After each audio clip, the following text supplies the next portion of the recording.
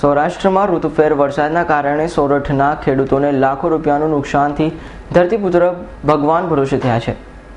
આજરોજ સાસણગીર વિસ્તારમાં ભારેથી અતિભારે વરસાદના કારણે ધરતીપુત્રના ઉગેલા શિયાળુ પાકને ભારે નુકસાન થયેલ। શિયાળુ ઋતુમાં તૈયાર પાક ઘઉં, ચણા, જીરું, દાણા અને કેરી જેવા અનેક પાકને નુકસાન થયેલ।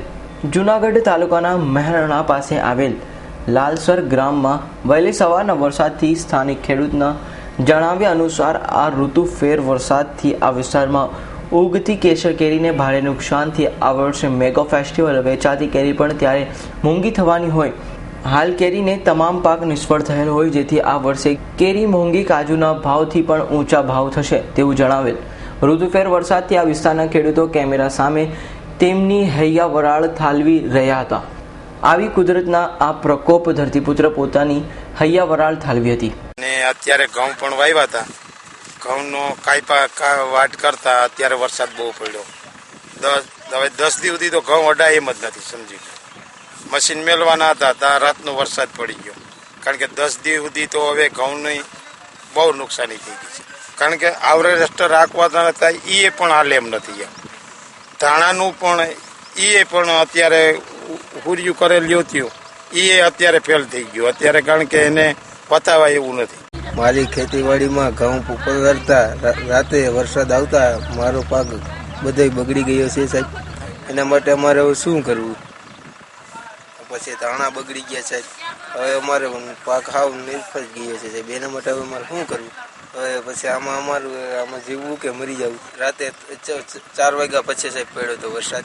કાલ રાતના 3 વાગ્યાની આજુબાજુ અહીંયા ગાજવીજ સાથે વરસાદ આવી પડ્યો છે, જેનાથી અમારા પાક જેવા કે આંબા, ઘઉં, ધાણા બધામાં નુકસાન થયેલું છે। અને મોસ્ટ ઓફ તો આપણે આંબામાં લગભગ સાવ જે મોર હતો બધો ખરી ગયો છે, અને જે આગળનો હતો એમાં પણ બરી ગયેલો છે વરસાદના લીધે। 70% જેવું વાવેતર આંબાનું છે અમારે અહીંયા, અને જે બાકી ખાલી જમીન છે એમાં લોકો ઘઉં અને ધાણાનું વાવેતર કરેલું। એમાં અત્યારે ઘઉં બધાને અમુકને વાટેલા પડેલા છે અને અમુકને થપ્પા કરેલા છે, તો વરસાદને કારણે બધો થપ્પો જ પલળી ગયેલો છે। અમારે 10 વીઘાનો બગીચો છે અને બાજી, જીરું, ઘઉં એવા પાક છે, પણ આજ રાતના 3 થી 4 વચ્ચે જોરદાર વરસાદ આવેલો છે, તો એમ માનો ને કે 70% પાક અમારો બધો નિષ્ફળ ગયો છે। તો અત્યારે એમ માનો ને કે ઘઉં પણ પાથે બધાય પડેલા એ પણ પલળી ગયા છે, એટલે ખેડૂતની બહુ મુશ્કેલી છે।